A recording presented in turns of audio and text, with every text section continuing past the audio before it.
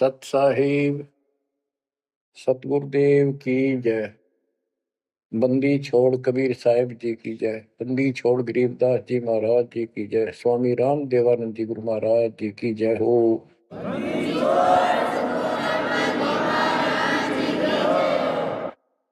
सर्व संतों की जय, सर्व भक्तों की जय, धर्मी पुरुषों की जय। श्री काशी धाम की जय, श्री सुडानी धाम की जय, श्री क्रोथा धाम की जय, श्री बरवाड़ा धाम की जय। सत साहिब परम पिता परमात्मा कबीर जी की सीम कृपा से बच्चों आपको सूक्ष्म वेद का ज्ञान प्राप्त है। आप सूक्ष्म वेद बांच रहे हो, सूक्ष्म वेद सुन रहे हो, पढ़ रहे हो। ऋग यजु है श्याम अथर्व, चारों वेद चितभंगी रे। सूक्ष्म वेद बांच साहेब का, सोहंसा सतसंगी रे। सूक्ष्म वेद बांच साहेब का, सोहंसा सतसंगी रे। तीन लोक और भवन चतुर्दश, कोई नहीं सत्संगी। बच्चों ये बातें यदि आप पहले सुनते, आपको यह सब प्रमाण, ये संपूर्ण ज्ञान प्राप्त ना होता, तो आपका माथा ठनका हो, आपके मन में सौ दोष दास के प्रति आते कि ये पता नहीं क्या बकवास करता है, क्या किसी को भी ज्ञान नहीं। यही शंका आदरणीय धर्मदास साहिब जी के मन में आई थी संत जी के, कि भाई ये चंदा बाबा ऐसी बातें बता रहा है, तो कोई ना कोई हमारे हिंदू धर्म में भी इन बातों को जानने वाला उससे मिलेगा, क्योंकि शास्त्र हमारे।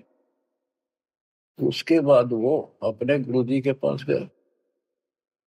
गुरुजी तो रूपदास जी ने कह दिया, भाई मैं जितनी जानू था बेटा, मैंने तेरे से कुछ नहीं छुपाया। जिस तरह के प्रश्न आप कर रहे हो, इनका उत्तर मेरे पास नहीं है, और जिसने तुझे ये ज्ञान दिया है उसी के पास जा, उसी से समाधान पूछ। लेकिन धर्मदास के सामने यह बात खटक रही थी कि अनपढ़ आदमी, जिंदा बाबा, इसको ज्ञान कैसे हो गया ये? इसने भी तो किसी हमारे हिंदू से सुना होगा, और अवश्य कोई संत, मंडलेश्वर, कोई पीठाधीश इसका जानकार पाओगे। अब सब जगह जितने भी सुप्रसिद्ध या वैसे छोटे मोटे भी संत हिंदू धर्म के उस टाइम प्रवक्ता थे, सत्संग सुनाया करते थे, सबसे मिला और जाते ही 10-20 रुपए रख दे। ये खासकर इन संतों के अंदर जो भेंट ज्यादा दे, दक्षिणा ज्यादा दे, उसको ज्यादा महत्व देते हैं। इस बात की धर्मदास जी को भी खूब पता था कि ये तभी प्रसन्न होकर मुझे कुछ राह बताएंगे। जाते 5-10 रुपए तरह, क्योंकि उसमें 5-10 रुपए आज के 5 लाख के बराबर थे। वहां तो एक पैसा भारी होता था उस समय। सबसे प्रसन्न कर लिए, किसी के पास इस तरह बात नहीं थी। श्री कृष्ण विष्णु भगवान है, सारी सृष्टि के रचनहार हैं, इनके कोई माता पिता नहीं, ये आपो आप है, स्वर्ग से ऊपर कोई स्थान नहीं। आखिर में हार के, थक के और कति बुरी तरह रोए कि अब के बनाए। परमात्मा फिर भी उसको, जब वो धक्के खा के आ रहा था, एक अन्य हिंदू साधु के रूप में एक पेड़ के नीचे बैठ गया, नदी के किनारे। 5-7 भगत और बैठे थे उसके पास। जिज्ञासु वैसे ही बाबा भी चलता करता था। धर्मदास जी के रास्ता उसके साथ से था, उसने सोचा चल लग गया। आगे चल विशेष मंडलेश्वरों के पास घूमया और साधु का रूप दाता ने बना रखा था। फिर मालिक की प्रेरणा अपने बच्चे को लेना था सर। उसी समय प्रेरणा हुई कि काफी देर से चल रहा हूँ, विश्राम भी करना है, यही कर लेता हूँ और इसकी तलाशी भी ले लेता हूँ। वहां बैठ गया जाकर और बैठे थे, इतना तो बोलना कोई नहीं। वो दूसरे उठ कर चले गए। जब एकला रह गया, परमात्मा बोले, धर्मदास खोज लिया तत्व ज्ञान, मुझे बता दे कि मिला होता कितना। आंखें फटी की फटी रह गिर, मालिक उसी समय उसी रूप में आ गए। बच्चों, इस नरक से निकालने के लिए उस मालिक ने अपने एक बच्चे के लिए कितना कुछ करना पड़ा, कितने खाड़े कर दिए। वहां से शुरुआत करनी थी अपने कलयुग की भक्ति की। और वो अच्छी आत्मा थे, भगवान के बच्चे थे, पूर्व जन्म के संस्कारी मालिक के थे। जैसे सम्मन था, सम्मन ने कितनी कुर्बानी दी थी, बेटा काट दिया मालिक के नाम पर। अब उसके लिए खाड़े करे थे परमात्मा ने, कहाँ कहाँ कैसे बंदी बने, कोड़े खाए, उसकी शेल बिस्तर बिछाए। किसी जन्म का ये धर्मदास जी भी ऐसे ही कुर्बान आत्मा था, लेकिन ये ठीक से टिके नहीं क्योंकि ज्ञान संपूर्ण नहीं था। इसलिए मालिक उसके लिए फिर वहां बैठ के जाकर धर्मदास जी परमात्मा के चरणों में गिर के अपनी ढीठता, अपने अविश्वास, अज्ञानता का बहुत पश्चाताप किया। हे मालिक, आप सत्य, आपका ज्ञान सत्य, आपका समाधान सत्य। परमात्मा बोले, ये प्रेरणा मैंने की थी तेरे अंदर। काल का बेटा बहुत लंबा जुगाड़ है, बहुत लंबा षड्यंत्र। पाया किसी के पास ये ज्ञान, हे महाराज, ज्ञान के वो तो गंध भरा, काम करो सारा सड़ रहे हैं। तो बच्चों, अब आपको दास बताना चाहता है परमात्मा की महिमा और सूक्ष्म भेद वाला ज्ञान संत गरीबदास जी को प्राप्त हुआ परमेश्वर से। उनके सतगुरु और भगवान स्वयं कबीर साहब थे, जिनका गुरु भगवान और ज्ञान एक नंबर का। तो उस पर हमने विश्वास करना चाहिए, लेकिन विश्वास करने के लिए कुछ आधार होता है। हिंदू धर्म के लिए गीता और वेद, 18 पुराण, ये आधार है कि ये अध्यात्म के मूल ग्रंथ है। उन मूल ग्रंथों से आपको परमात्मा की वाणी सिद्ध कर दी। ऋग यजु है साम अथर्व, चारों वेद चित भंगी रे, सूक्ष्म वेद वाचे साहेब का, सोहन सा सतसंगी रे। 3 लोक और भवन चतुर्दश, कोई नहीं सत्संगी। क्यों? क्योंकि उनके पास ये तत्व ज्ञान नहीं। बच्चों, यजुर्वेद अध्याय 40 मंत्र 10 में यही कहा है, कोई तो भगवान को साकार कहता है, रामकृष्ण रूप में, अवतार रूप में आने वाला। अन्य कहते हैं वो कभी साकार होता ही नहीं, वो तो निराकार है। परमात्मा साकार है या निराकार है, किस स्थिति में आता है, वो कैसे लीला करता है, इसकी जानकारी तत्वदर्शी संतों से पूछो। गीता अध्याय 4 श्लोक 34 में और 32 में स्पष्ट भी कर दिया कि जो तत्व ज्ञान होता है वो परमात्मा अपने मुख कमल से आकर बोलता है। ऋग्वेद मंडल नंबर 9 सूक्त 94 और मंत्र नंबर 2 में कहा कि वो परमात्मा कवियों की तरह आचरण करता हुआ घूमता फिरता है। ऋग्वेद मंडल नंबर 9 सूक्त नंबर 95 के मंत्र नंबर 1 में परमात्मा भक्ति की प्रेरणा अपने मुख कमल से वाणी बोल के करता है और भक्ति के मूल मंत्रों का गूढ़ रहस्यों का ज्ञान वही बताता है। गीता अध्याय 4 श्लोक 34 में कहा कि उस तत्व ज्ञान को जो स्वयं मालिक बोलता है कवियों की तरह काव्यान चौपाइयों में श्लोकों में और शब्दों के माध्यम से वो तत्व ज्ञान है, उसको किसी तत्वदर्शी संत से पूछो। बच्चों, ना वेदों में तत्व ज्ञान, गीता वेदों का सारांश है, उसी का छोटा रूप है। तो इनमें ज्ञान नहीं है, वो तत्वदर्शी संत से पूछो। वो तत्वदर्शी संत की पहचान श्रीमद् भगवत गीता अध्याय नंबर 15 श्लोक 1 में बता है कि ऊपर को मूल, ये तो मूल मालिक सारी सृष्टि का रचने वाला समझो संसार रूपी वृक्ष है जिसकी ऊपर को जड़ है और नीचे को 3 गुण रूपी शाखा है। इसके सभी विभागों को जो बता देगा स वेदवित, वो वेद के तात्पर्य को ठीक से जानने वाला है, यानी वो तत्वदर्शी संत है। धर्मदास जी और गरीबदास जी के सतगुरु ने बताया, कबीर अक्सर पुरुष एक पेड़ जो जमीन से बाहर दिखाई देता उसको पेड़ बोलते हैं, पेड़ा तना।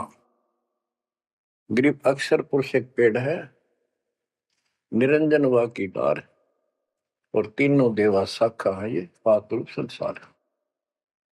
फिर स्पष्ट कर दिया कबीर एक के साध्य सब सदर, सब साध्य सबता माली सींचे मूल को फल फूल अगा।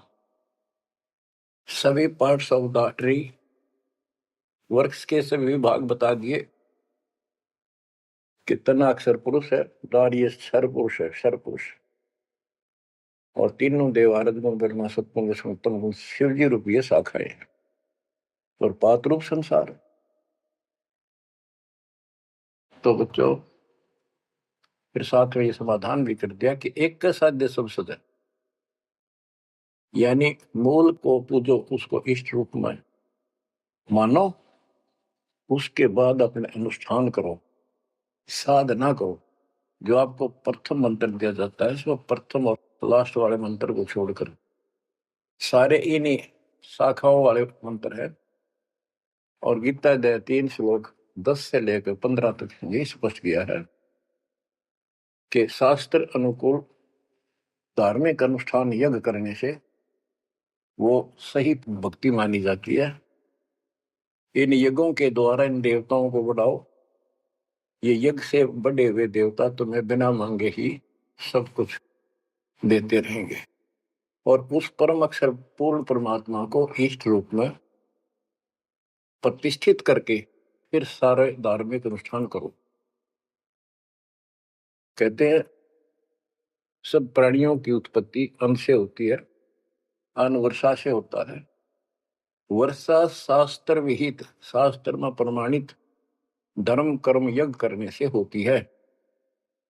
और कर्म लगाए ब्रह्म ने, क्योंकि सबके लोक माए तक काम करके खाना पड़ा, सतलोक में कोई काम नहीं था, बैठा सब परी मिला था। जैसे आप सकलोक आश्रमों में जाते हो, आपको सारा बना बनाया मिल रहा है, हर खाओ और भक्ति करो, सत्संग सुनो और आ जाओ। फिर बताया है कि सब प्राणियों की उत्पत्ति अन्न से होती है, अन्न वर्षा से होता है। वर्षा शास्त्र विहित, शास्त्रों के अनुसार किए गए अनुष्ठानों से होती है, यज्ञ से होती है। और यज्ञ शास्त्र अनुकूल कर्मों से होती है। कर्म लगाए ब्रह्म ने, ब्रह्म की उत्पत्ति हुई अक्षर पुरुष से। और अक्षर पुरुष यानी अक्षर का अर्थ यहाँ पर अविनाशी है। और जहां पर प्रकरण होता है एक से अधिक, अक्षर का अर्थ ही अविनाशी होता है। लेकिन सरपुरुष अक्षर पुरुष, सरपुरुष ब्रह्म है, ये काल है 21 ब्रह्मांड का स्वामी, अक्षर पुरुष 7वें ब्रह्मांड का स्वामी। और फिर परम अक्षर ब्रह्म क्यों कहा, परम अक्षर पुरुष, कि वो सब का मालिक वो है।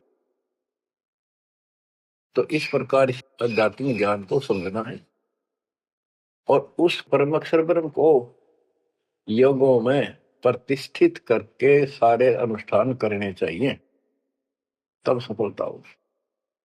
कबीर साहब ने बताया, कबीर एक के साध्य सब सदे, सब साध्य सबका माली सींचे मूल को बुलागा। पुण्यात्माओं, इससे सिद्ध हो गया कि किसी के पास भी वेदों से हटकर ज्ञान नहीं था, वेदों में वो ज्ञान है ही नहीं जिसकी हमें जरूरत थी। इसलिए क्या रहा, अब इसके ऊपर चलेगा सत्संग शेष, संत गरीबदास जी की अमर वाणी, अथ कथनी बिना करनी का होगा। इसमें से कुछ वाणी सुनाएगा दास। जैसे आपको बताया गया कि काशी विद्यापीठ पट ब्राह्मण आते थे, उनको विद्वान माना जाता था, उनकी दुकान बढ़िया चला करती थी यहाँ भोले समाज में। तो गरीबदास जी उस पढ़ाई के बारे में कहते हैं जो वो पढ़ा करते, केवल लोगों को ठगने के लिए। गरीब पढ़ना गुणना चातुरी, यह तो बात सुगम, सत सुकृत और बंदगी, या है बात अगम। के गीता वेद पुराण पढ़े लिए, चतुरता दिखा दी, बड़े बड़े लेक्चर झाड़ दिए, ये तो बहुत आसान है।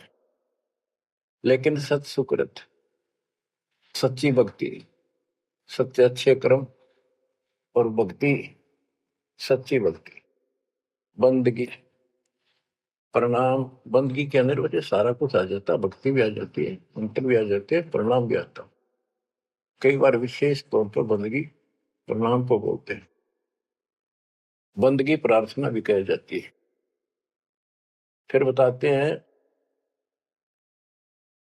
कि सत्य सुकृत अच्छे कर्म और बंदगी, परमात्मा की स्तुति नमस्कार प्रणाम भक्ति सच्चे ढंग से पूरे गुरु से प्राप्त करके तत्व ज्ञान के आधार से करना, यह है बात अगम। ये ऊंची बात है, आगे की है, बहुत सबसे आगे की, सबसे श्रेष्ठ। गिर पढ़ना गुनना रोग है, उलझे दुनिया माही, 52 अक्षर में बंद रहे, आगे की सुध नाही। संस्कृत भाषा के 52 अक्षर बताए, इसको इसलिए सीधा अर्थ कहते हैं जो संस्कृत से सीमित है,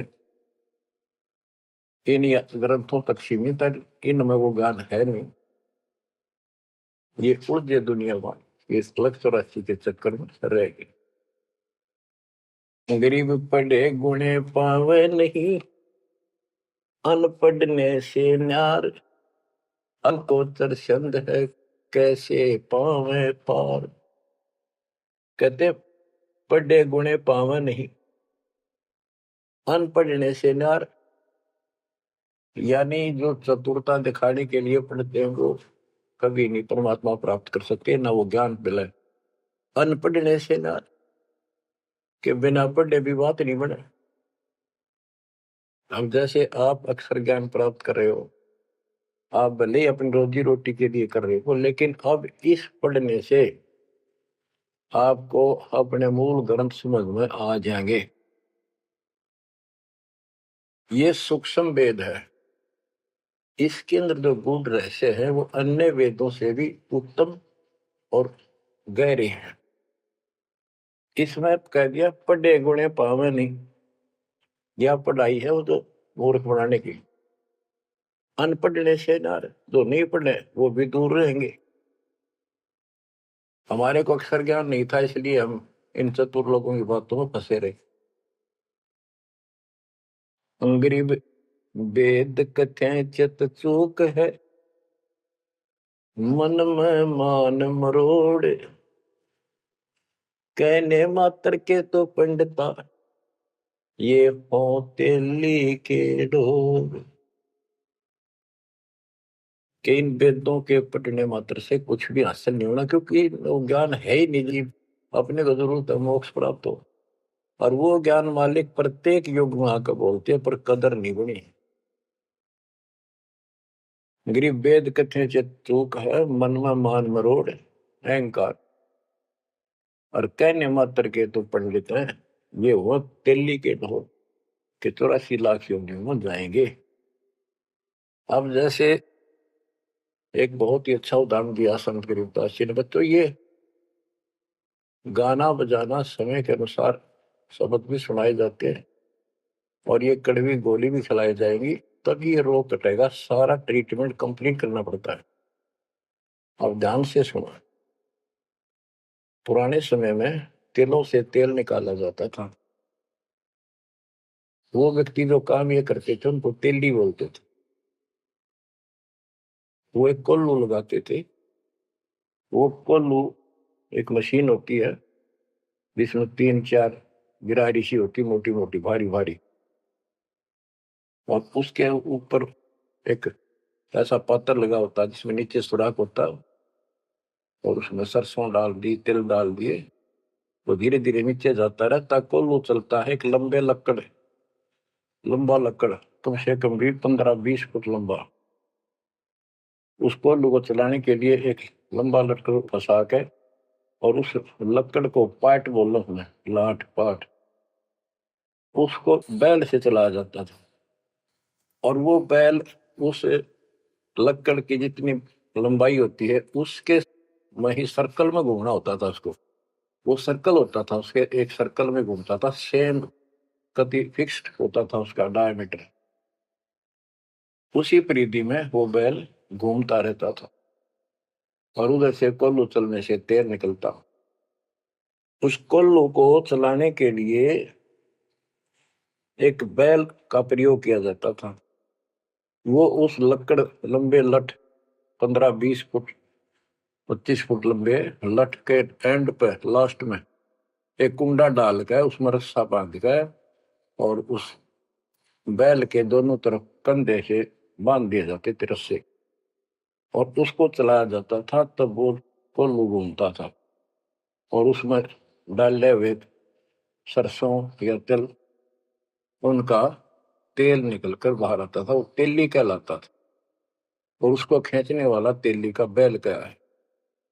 उस बैल के आंखों पर पट्टी बांध दिया करते थे, और एक आदमी उसके पीछे होकर 2-3 बार उसका लठ मारता जोर के, और वो बहुत तेज चलता।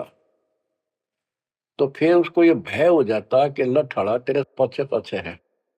वो अपने आप स्पीड में रहता था, और इस तरह वो कोल्हू सारा दिन चलता था। बीच में थोड़ी बहुत देर पानी पिला दिया, चारा खिला दिया, फिर जोड़ दिया जाता। तो उसका केवल सीमित दायरा था, उससे 12 कदम भी नहीं जा सकता था वो। अब इसके ऊपर ये कुछ वाणियां आपको समझाने के लिए बताना पड़ा। इतना गजब का ज्ञान दिया इसने, 100 का 100 सत्य है। गरीब वेद कथे चित चूक है, मन में मान मरोड़, कहने मात्र के तो पिंडता, ये हो तेली के डो। ये अगले जन्म में तेली के बैल बनेंगे। एक तो उदाहरण ये दिया है कि वो साधना ठीक नहीं करते तो शुद्ध नहीं हो जाएगा। फिर पीछे तू पशुआ की जय गद्दा बैल बनाई, ये 56 भोग कहाँ मन भोरे, कहीं कुरड़ी चरने जाई। इस वाणी का तो ये अर्थ है। अब इसके ऊपर आगे देखो। गरीब आंख बंद है दिखे नहीं, चल मारो मार तेली के तो बैल को घर ही कोस हजार।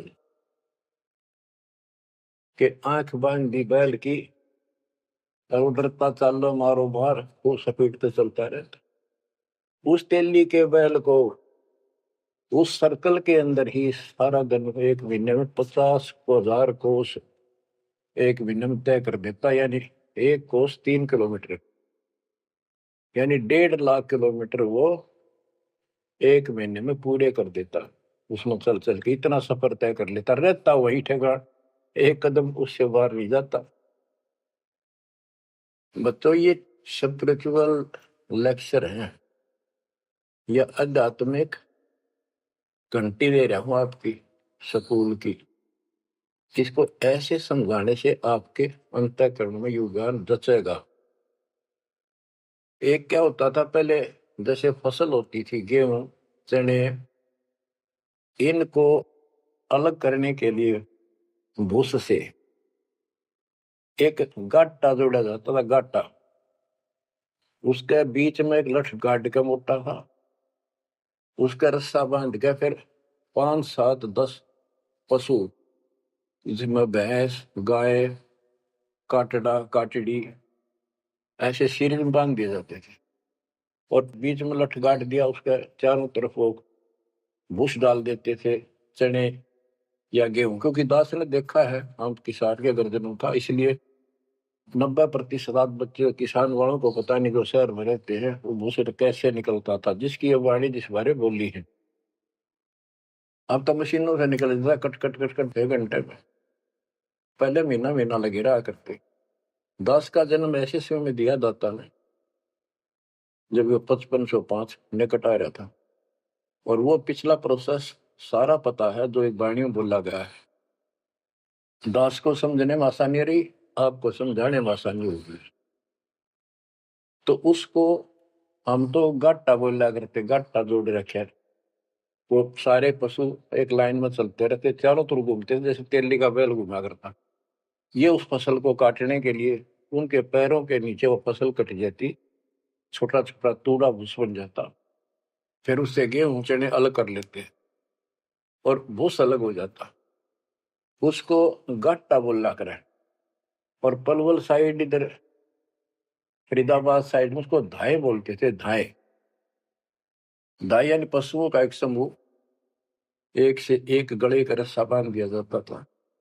वो बाहर नहीं जा सकते, अंदर आ नहीं सकते, क्योंकि एक दूसरे को धक्का नहीं दे सकते। वो एक लाइन में चलते थे चारों तरफ सर्कल में। अब इसको इन अज्ञानी गुरुओं के ऊपर सेट किया है दाता संत गरीबदास जी ने इस वाणी को।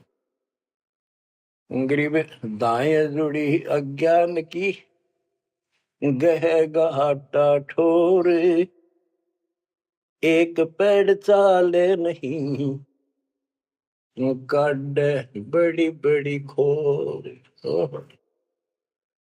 के जैसे वो पशुओं के द्वारा धाए जोड़ के घुमाई जाती है और वहीं घूम रहे होते, उससे अलग एक कदम नहीं जा सकते। तो जितने भी ये संत हैं, इन्होंने अपने अपने चेले बांध रखे, अपने अज्ञान वाले लटके। गुरु बनकर बैठ गया और उसको पशु बांध रखे, पशु पुत्र। वो इस जन्म मरण के चक्कर में यही गाटा गा रहे हैं, यही दाएं चल रही है उनकी।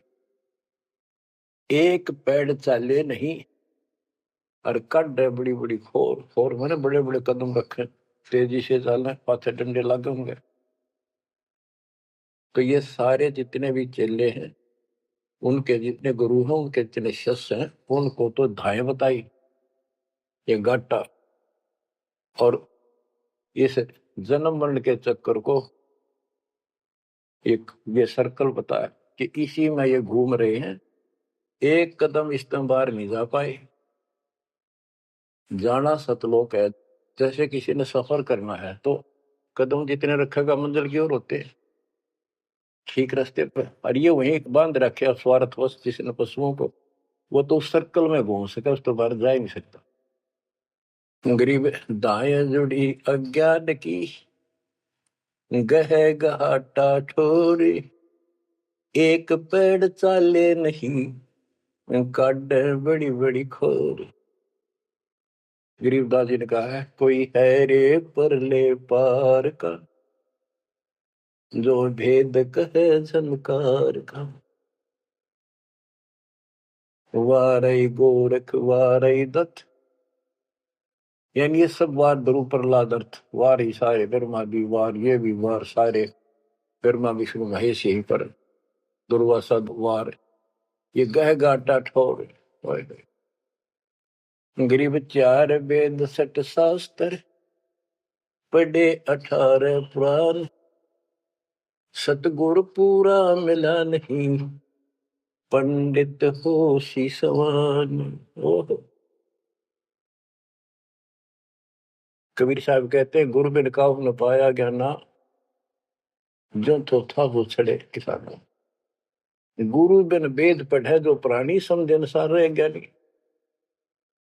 बच्चों, एक तो होती है मान बढ़ाई अहंकार, और एक सच्चाई जो होती है वह मान बढ़ाई नहीं कहलाती। जैसे दास कह रहा है, और जब आपको भी समझ आ गई है, स्पष्ट हो गया, आपको पता लग गया है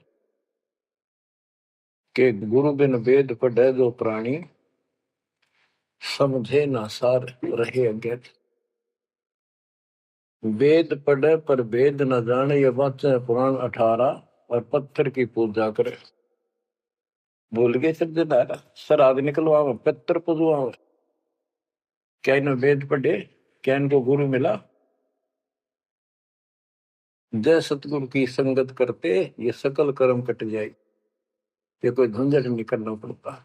अमरपुरी पर आसन होते सतलोक में, जहाँ कोई कष्ट नहीं, जहाँ दुख ना चाहे। तो दास ये कहे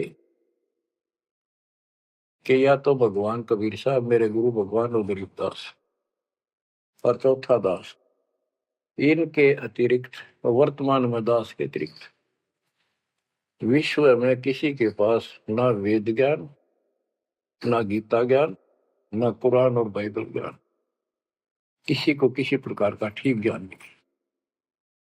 इसको कोई कहे ये मान बढ़ाई करता है, उसकी अपनी समझ है, अपनी सोच है, लेकिन यह 100% सच्चाई है। जैसे 2000 के नोट पर, या 1000 के नोट पर, 500 के नोट पर यह लिखा है कि मैं धारक को 500 रुपए देने का वायदा करता हूं, तो क्या उसने मान बढ़ाई कर रखी है कि ये नोट अपनी बढ़ाई करता है, छाती पे लिखवा रहा है? वो सच्चाई है, वो लिखना भी जरूरी है। तो दास को ये बताना भी आवश्यक है कि दास के अतिरिक्त विश्व में किसी के पास ज्यादातर ज्ञान नहीं है। ना वेद ज्ञान ठीक है, ना गीता ज्ञान ठीक है, ना पुराणों को जानते, ना पुराण वाले कुरान को ठीक से सुनो, नहीं बाइबल वाले बाइबल को ठीक से सुनो। अंग्रेज 4 वेद 60 शास्त्र, पढ़े 18 पुराण, सतगुरु पूरा मिला नहीं, पंडित हो शीशवान। अंग्रेज 4 वेद 60 शास्त्र, पढ़े 18 बोध, खसम बांझ के होते है, पर बेटा नाही गोद। एक अजब गजब उदाहरण दिया है कि इन 4 वेद और 18 पुराणों को पढ़ने से तो ऐसी दशा है, ये दिखे पंडित गुरु शिष्य दोनों हैं, गुरु भी हैं, उनके शिष्यों की कमी नहीं, लेकिन बांध स्त्री का संतान नहीं होती, उसका पति भी होता है। इसी प्रकार इनके गुरु भी है, ये शिष्य भी है, इनमें भक्ति रूपी लाल बनेगा नहीं। बच्चों, एक एक बात कहीं नहीं सकता, लाख टके की है, अरब टके की। गरीब भावे 100 करोड़ गीता पढ़ो, 100 करोड़ भागवत, बिना सतनाम व्यर्थ है, बचे काल न मोत। गरीब घृत अग्नि में डाल कर, पंडित कर है होम। सुर वासना जात है, क्या करत है होम। गरीब सुमरण सेवा बंद की, सब कोई जानत खूब। बिन सतगुर क्यों पाइए, कबीर से महबूब। ओए होए। के ये पंडित लोग हवन करते हैं, इसका क्या लाभ है कि देवताओं तक इसकी वासना जाती है, स्मेल, गुड स्मेल जाती है, और जिसके वश होकर वो हमें यहाँ राहत देते हैं। तो ये तो हमें सिर्फ हमारी इस भक्ति में एक सहयोगी है, एक आइटम है हवन यज्ञ। हमने पांचों करनी पड़ेंगी तब तो ज्यादा लाभ होता है। किसी रोग का ट्रीटमेंट पूरा ही करने से बात नहीं।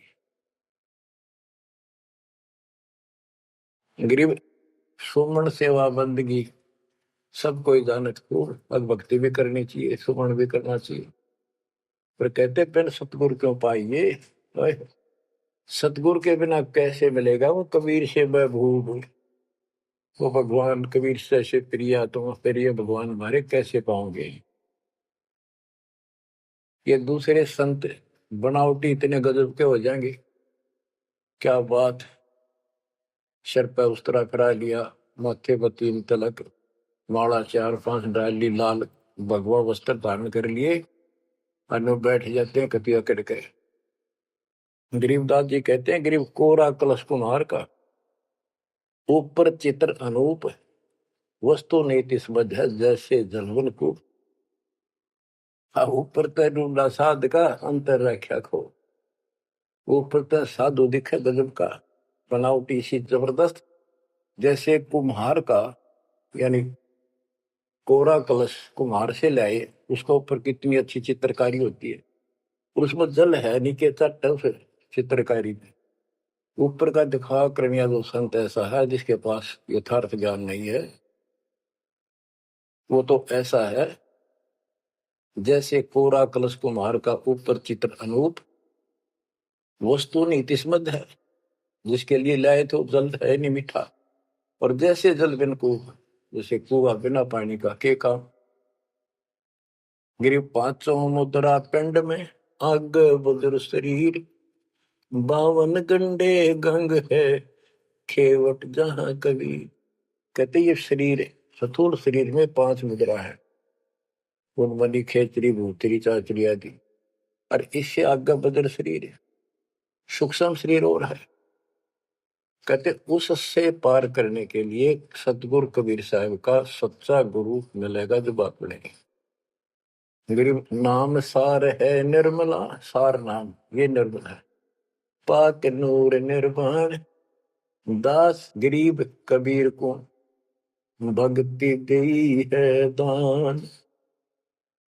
बच्चों, ये अमृत वचन है, बहुत गूढ़ और गहरे है, और आपके लिए जैसे गीता उंगलियां पर उठवा दी, वेदों का सार निकाल के आपके समक्ष रख दिया। छोटे छोटे बच्चे समझ रहे इस बात को, जो 3री-4थी कक्षा में पढ़ रहे, और जो इन काशी विद्यापीठ में पढ़ने वालों के आज तक समझ नहीं आई। तो who is Guru, who is सतगुरु, और हु इज गॉड, ये आप अच्छी तरह समझ चुके हो बच्चों। परमात्मा आपको इतना दृढ़ कर दे, जैसे सम्मन की और सेऊ थे, आप इतने दृढ़ हो जाओ। गरीब महिमा की जय संत की, तन मन धन सब दे, सिर मांगे टाला नहीं, मोर ध्वज लग ले। यानी ऐसी परिस्थिति परमात्मा के प्रति, किसी परिस्थिति ऐसी आ जाती है तो मालिक से दूर नहीं हो, कितनी ही कठिन परिस्थितियों से गुजरना पड़े। आज हम थोड़े से कष्ट को देखकर भगवान से दूर हो गए, फिर अगले जन्म में क्या होगा? फिर पीछे तू पशुआ की जय गद्दा बैल बनाई, ये 56 भोग कहाँ मन भोरे, कहीं कुरड़ी चरने जाई। आज कोई ना कोई बहाना काल कर देगा सत्संग से उठने का, आलस कर देगा, कोई काम अड़ा देगा, या वैसे आत्मा किसी पाप के कारण रोगी हो जाती है तो अरुचि बन जाती है सत्संग सुनने में या सुमरण करने में, दान की इच्छा समाप्त होती चली जाती है, सेवा में रुचि नहीं रहती। तो उस समय के लिए ये याद रखो, आज हम मानव हैं, अपनी मर्जी से कितने आलस कर लें और कितने भगवान से दूर हो जाए, स्वतंत्र है। और कल को गधे बन गए, बैल बन गए, नाक में नाथ गल जाएगी, या 2.5 मन का कमर के ऊपर एक थैला होगा गधे के, तो आलस तो उसमें भी होगा। मन तो यही है। कई कहते हैं मेरे से नहीं होती सेवा, चलो कोई बात नहीं, सेवा तो करनी चाहिए, सेवा से दूर नहीं होना चाहिए। तो मन तो वहां भी दुखी करेगा, गधा बने पास से भी सोचेगा कि पटक दूं बोरे ने, घेर दूं, डाल दूं। एक आदि पर गधा ऐसा भी कर देता है, फिर उस पर ज्यादा भार लादा जाता है और लठ भी पड़ते हैं, फिर वो सीधा चलता है। इसलिए इस मन पापी को आत्मा यही समझा सुड़ डाले, दाता से दूर ना हो। इस संसार में सुख नाम की चीज नहीं है।